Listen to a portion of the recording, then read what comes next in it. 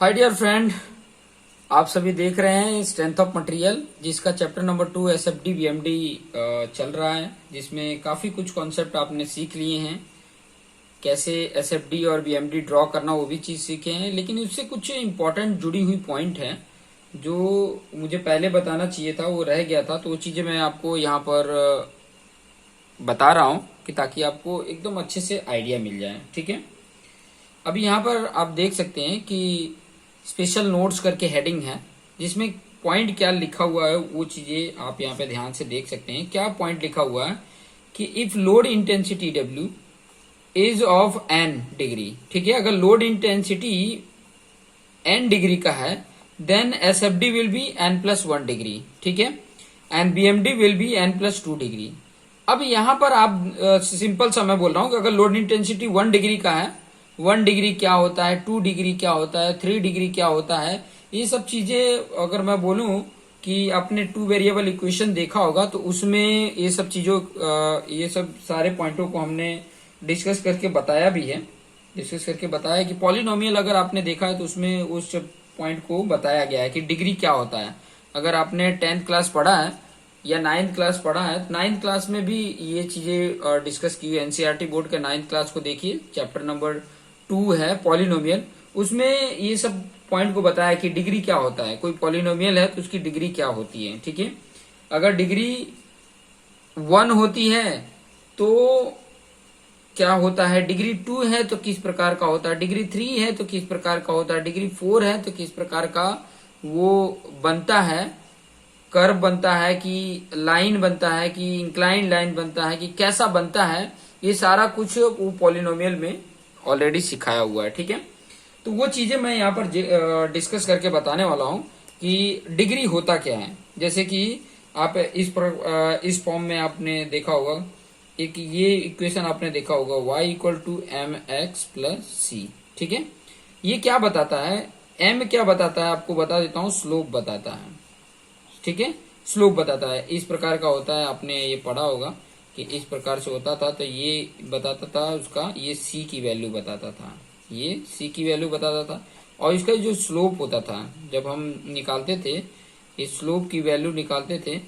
ठीक है, स्लोप कैसे निकालोगे, ये थीटा, ये स्लोप निकालना होता है। जैसे मान लो ए बी सी हो तो ये टेन थीटा जो निकालते थे ना, tan theta equal to a b upon, ये मान लो ए बी डी है तो बी डी, ये आपको पता ही है।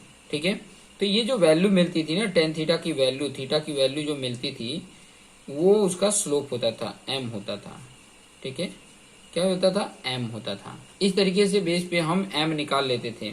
अभी ये इक्वेशन के बेस पे आप देखो कि अगर यहाँ पर मैं थोड़ा सा डिवाइड कर लेता हूँ कि ताकि आपको आइडिया मिल जाए, आपको इस प्रकार से समझ में आ जाए कि अगर मान लो ये पॉइंट लिखा y इक्वल टू, y जो है वो इक्वल टू x पे 0 पावर हो। x पे 0 पावर मतलब ये पूरा इक्वल टू 0 होगा। x पे 0 पावर मतलब y इक्वल टू 1 मतलब कांस्टेंट होना, मतलब इसका मतलब ये हुआ कि y की वैल्यू कांस्टेंट होना। ठीक है, और कांस्टेंट होना मतलब यहाँ पे m की वैल्यू क्या है, 0 है, और m की वैल्यू अगर 0 है, ध्यान से समझना, तो इसका स्लोप क्या है, 0 है। और स्लोप 0 होना मतलब सीधी लाइन होना। ठीक है, हॉरिजॉन्टल लाइन होना, सीधी लाइन होना मतलब हॉरिजॉन्टल लाइन होना। तो इसकी जो लाइन होगी वो क्या होगी, हॉरिजॉन्टल होगी। मतलब यहाँ पे डिग्री क्या होगा, ये डिग्री क्या होगा, 0 होगा, 0 डिग्री। और ये कैसा होगा, हॉरिजॉन्टल होगा, हॉरिजॉन्टल लाइन होगी। ठीक है, ये हॉरिजॉन्टल लाइन होगा। ये चीजें समझ में आ गई। अब मान लो कि अगर लोड ऐसा है तो उसका लाइन कैसा बनेगा, लोड का हॉरिजॉन्टल लाइन बनेगा अगर इस प्रकार है तो। ठीक है, अगर इस प्रकार का कोई लोडिंग है, लोडिंग डिग्री 0 इसमें मतलब हॉरिजॉन्टल। ठीक है, अब यहाँ पे दूसरा दीजिए, अगर मान लीजिए y इक्वल टू एक्स बोलता है। ठीक है, मतलब स्लोप कुछ है। ठीक है, 1 डिग्री, एक पावर है, एक पावर होना मतलब 1 डिग्री होना, मतलब एक पावर इसके ऊपर होना मतलब 1 डिग्री होना। ठीक है, मतलब y इक्वल टू एक्स होना, इसमें डिग्री क्या आ रहा है, 1 डिग्री आ रहा है। ठीक है, 1 डिग्री का मतलब इस प्रकार से होगा, इस प्रकार का इंक्लाइंड जैसा लाइन। ठीक है, इंक्लाइंड जैसा लाइन आपको देखने को मिल जाएगा, ये 1 डिग्री का है। अगर y इक्वल टू मैं एक्स स्क्वायर बोलता हूँ, इस तरीके का अगर देखने को मिल गया, इसका मतलब क्या हुआ, 2 पावर है मतलब 2 डिग्री हुआ। y इक्वल टू एक्स पे 2 पावर मतलब y इक्वल टू एक्स पे 2 मतलब 2 डिग्री। इसकी कितनी डिग्री है, 2 डिग्री। और 2 डिग्री का मतलब ये हो गया कि ये कैसा होगा, इसका जो डायग्राम बनाया जाएगा, ये वाले का डायग्राम बनाया जाएगा वो कैसा होगा, पैराबोलिक होगा। डायग्राम कैसा होगा, पैराबोलिक होगा। मतलब 2 डिग्री पैराबोलिक होता है, ये ध्यान रखना। 2 डिग्री जो ड्रॉ किया जाता है वो पैराबोलिक ड्रॉ किया जाता है। इस प्रकार का डायग्राम रहता है, इस प्रकार का ड्रॉ होता है, इस प्रकार का ड्रॉ होगा, ठीक है। उसके बाद से अगर y इक्वल टू एक्स पे 3 हुआ, कहने का मतलब इसकी डिग्री कितनी होगी, 3 डिग्री होगी। ये डिग्री कितनी होगी, 3 होगी। और जब 3 होती है तो क्यूबिक पैराबोला होता है, क्यूबिक पैराबोला होता है, क्यूबिक पैराबोला की तरह ड्रॉ किया जाता है। y इक्वल टू अगर x 4 है तो इसकी डिग्री क्या है, 4 डिग्री है। और डिग्री 4 होना मतलब इसका क्या आता है, क्वाड्रिक कोण आता है, क्वाड्रिक कोण आता है। ये चीजें याद रखना, क्वाड्रिक कोण आता है, ठीक है। y डिग्री कर्व का जो डायग्राम बनता है क्वाड्रिक कोण जैसा बनता है। ये चीजें थोड़ा सा याद रखेंगे तो आपको आगे के जितने भी पॉइंट हैं, आगे मैं कुछ एग्जांपल्स भी आपके सामने लेकर आऊंगा कि जैसे कभी आपने ड्रॉ किया, बीएमडी डायग्राम ड्रॉ किया, चाहे एसएफडी डायग्राम ड्रॉ किया, तो आपको इसके बेस पे कुछ आइडिया मिल जाएगा। जैसे कि मान लीजिए अगर लोड इंटेंसिटी ये है, 1 डिग्री कर्व लोड इंटेंसिटी है, ठीक है।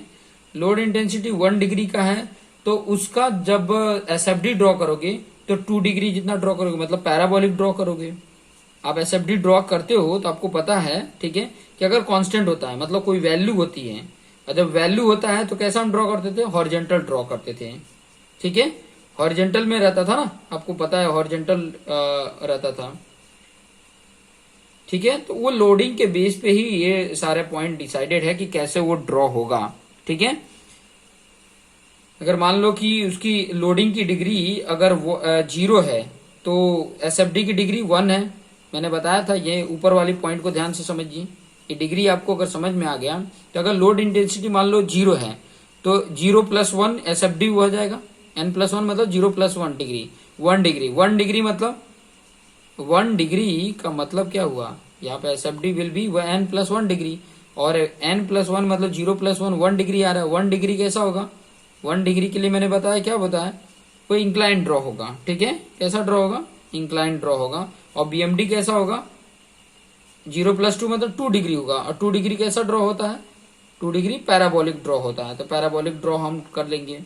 ये सब कुछ इसी के ऊपर डिपेंड है, ये सब चीजें, ये कॉन्सेप्ट याद रखो। और जो ऊपर के कॉन्सेप्ट बताए, ये दोनों कॉन्सेप्ट अगर आप, चलिए कुछ एग्जाम्पल भी आप लोग को बता देते हैं कि कौन कौन से एग्जाम्पल होते हैं, कि ताकि आप लोग को यहीं पर आइडिया मिल जाए। क्योंकि ये डिग्री तो आपने समझ ही लिया, ठीक है, कि अगर 0 डिग्री अगर है तो हॉरिजॉन्टल लाइन होता है, 1 डिग्री है तो इंक्लाइंड लाइन होता है, 2 डिग्री है तो पैराबोलिक कर्व होता है।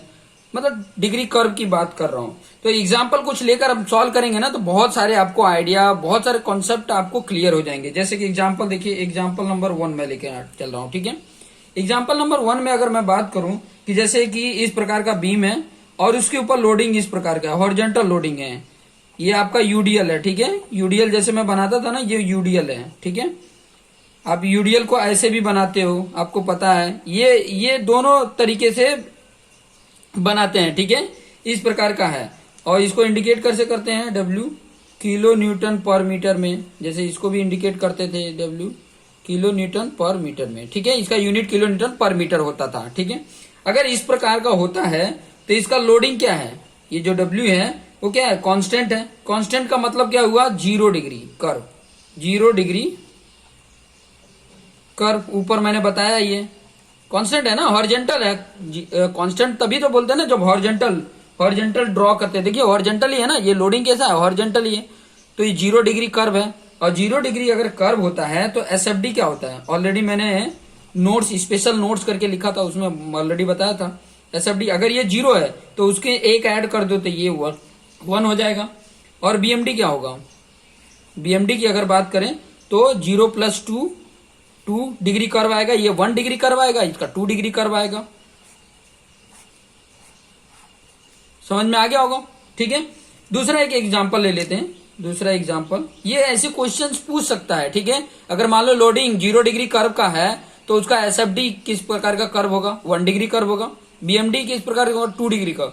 1 डिग्री कर्व का मतलब क्या है, इंक्लाइन। और हम जब भी ऐसे लोडिंग होता है तो एसएफडी में इंक्लाइन ड्रॉ करते हैं, ठीक है। और बीएमडी कैसा, कर्व जैसा ड्रॉ करते हैं, ठीक है। कैसा कर्व, पैराबोलिक कर्व ड्रॉ करते थे। अगर मान लो इस प्रकार का लोडिंग हुआ, जैसे कि यूवीएल लोडिंग होता है, आप लोग को पता है।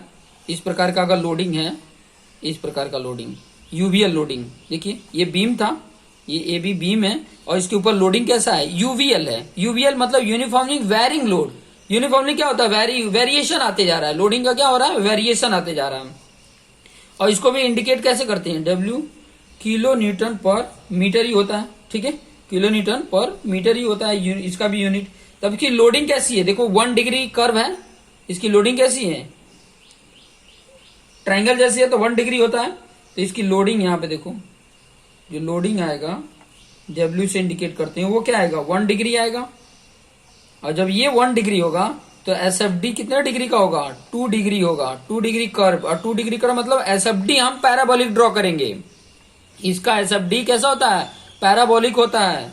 और बीएमडी कैसा होगा, 3 डिग्री कर्व। 3 डिग्री कर्व मतलब क्यूबिक पैराबोला ड्रॉ होगा। क्यूबिक पैराबोलिक मतलब अगर ऐसे फॉर्मूले में हो एक्स क्यू, यहाँ पे एक्स की वैल्यू पुट करो वाई की वैल्यू मिलेगी, एक्स की वैल्यू पुट करो वाई की वैल्यू मिलेगी, एक्स की वैल्यू पुट करो कोई भी वाई की वैल्यू मिलेगी। इस तरीके से पॉइंट मिलेंगे और कार्टेशियन में उसको पॉइंट को इंडिकेट करो और उन सारे पॉइंटों को मिलाओगे तो जैसा कर्व बनेगा ना उसको 3 डिग्री कर्व बोलते हैं। उस प्रकार से हमें ड्रॉ करने होते हैं। तो ये बीएमडी के लिए 3 डिग्री कर्व हो गया। कुछ और एग्जाम्पल ले लेते हैं। कुछ और एग्जाम्पल लेके मैं यहाँ पे बता देता हूँ कि ताकि आपको और आइडिया मिल जाए और कॉन्सेप्ट क्लियर हो जाए। क्योंकि देखो जितने हमारे पास एग्जाम्पल रहेंगे, एग्जाम्पल से ही हमारा कॉन्सेप्ट क्लियर होता है। एग्जाम्पल नहीं होते तो हमारे पास कॉन्सेप्ट क्लियर नहीं होता है। तो कुछ और एग्जाम्पल ले लेते हैं, जैसे कि इस प्रकार का। जैसे एग्जाम्पल नंबर मैं यहाँ पर 3 बता रहा हूँ। एग्जाम्पल नंबर 3 की अगर मैं बात करूं, इस प्रकार का है। ये आपका बीम है और लोडिंग कर्व है, कैसा, पैराबोलिक कर्व। इस प्रकार का है लोडिंग। देखो इस प्रकार की अगर लोडिंग है, इस प्रकार की अगर लोडिंग है मतलब इसका क्या है, इसका डब्ल्यू किलो न्यूटन पर मीटर में है, ठीक है। इसकी भी लोडिंग इसी प्रकार का है। तो ये कैसा लोडिंग है, पैराबोलिक लोडिंग है। इस बीम के ऊपर लोडिंग कैसी, पैराबोलिक है। अब पैराबोलिक है तो इसकी लोडिंग कितने डिग्री होगा, 2 डिग्री। 2 डिग्री कर्व, तो इसकी ये लोडिंग जो है 2 डिग्री कर्व में है। तो उसका एसएफडी कैसे ड्रॉ करोगे, 3 डिग्री कर्व में आएगा, मतलब क्यूबिक पैराबोला ड्रॉ करोगे। और बीएमडी 4 डिग्री कर्व होगा। बीएमडी क्या हो जाएगा, 4 डिग्री कर्व में आ जाएगा। तो इस तरीके से जब भी ऐसे क्वेश्चन पूछा होगा तो ऐसे आप कैलकुलेट करके और आप आसानी से उसको बता सकते हो, आसानी से उसको कर सकते हो, ताकि आपको आइडिया मिल जाए, ठीक है। आपको आइडिया मिल जाए, आपका कॉन्सेप्ट क्लियर हो जाए, ठीक है।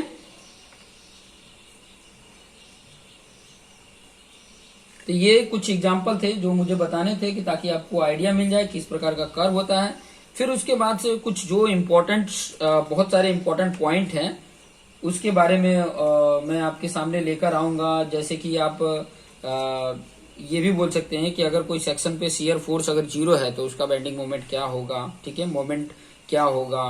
अगर शियर फोर्स कहीं पे चेंज हो रहा है तो वो सेक्शन पे क्या होता है, पॉइंट ऑफ कॉन्ट्रा फ्लेक्सर क्या होता है, उससे आपके माइंड में कैसा पिक्चर बनता है, वो सारे पॉइंट मैं डिस्कस करके बताऊंगा कि पॉइंट ऑफ कॉन्ट्रा फ्लेक्सर क्या होता है। फिर अनदर बहुत सारे एग्जाम्पल हम करेंगे कि उसके थ्रू हम एसएफडी और बीएमडी आसानी से फाइंड आउट कर सकें, ठीक है। तो कुछ एग्जाम्पल करेंगे। देखो जब तक हम एग्जाम्पल नहीं करेंगे ना तब तक हमारा कॉन्सेप्ट क्लियर नहीं होता है, क्योंकि एग्जाम्पल करने पे ही पता चलता है कि हाँ इसका ऐसा पिक्चर्स बनता है, इस प्रकार से बनता है।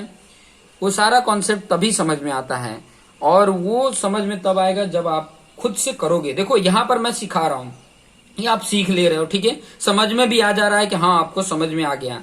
लेकिन फिर भी जब हम एग्जाम में बैठते हैं तो कहीं ना कहीं मुझे आता नहीं है। उसका रीजन क्या होता है, देखो उसका रीजन होता है प्रैक्टिस, ठीक है।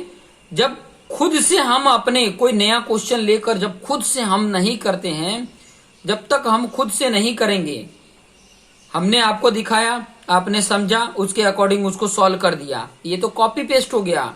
लेकिन जब नए क्वेश्चन लेकर जो मैंने कॉन्सेप्ट सिखाया है, जो सीखा है आपने, उसके थ्रू आप खुद से बिना देखे, हाँ, फिर से वो जो आपको समझाया था उसी को पलट के आप देख रहे हो, फिर बाद में देख देख के उसी के अकॉर्डिंग लिख रहे हो, तो नहीं।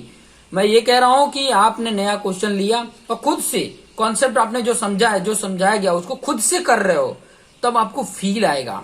और जब फील आ जाता है ना कि हाँ मुझे आ रहा है, दुनिया की कोई भी क्वेश्चन दे दो, ऐसे कोई भी प्रॉब्लम दे दो, मैं सॉल्व करके बता दूंगा, तब जाके आपको कॉन्फिडेंस लेवल बढ़ेगा, तब जाके आपको फील आएगा कि हाँ मुझे आता है। और सिविल इंजीनियरिंग में जब फील आने लग जाए ना, तब समझना कि मैं एक्चुअल सिविल इंजीनियरिंग बन रहा हूं। नहीं अदरवाइज क्या होता है, बस आपने प्रॉब्लम मिला, सॉल्व कर लिया, वो प्रॉब्लम कैसे आया, कहां से आया, ये सब चीजें तो पता ही नहीं होती है। तो इसको भी आप समझने का ट्राई करिए कि वो प्रॉब्लम कहां से लेकर आ रहे हैं, कैसे जगह पे ऐसे देखने को मिलते हैं, ऐसा ही क्यों होता है। ये सारा कुछ आपके माइंड में जब क्वेश्चन उठेगा तो ऑटोमेटिक सारे पॉइंट आपको आसानी से समझ में आने लग जाएंगे। और जैसे मैंने बोला है कि रोजाना आप लोग को 1 से 2 वीडियोज आपको मिल जाएंगे। आप मेरे साथ बने रहिए। मैं पूरा ये जितना भी इसके फर्स्ट वाला जो पार्ट है उसमें आपको सिलेबस मैंने बताया था पहले वीडियो में, तो सारे सिलेबस जितने भी चैप्टर्स हैं सभी को एक अच्छे से कॉन्सेप्ट करके अच्छी तरीके से आपको समझा दूंगा कि ताकि आपके सारे कॉन्सेप्ट क्लियर हो जाएं। तो देखते रहिए। Thank you for watching this video.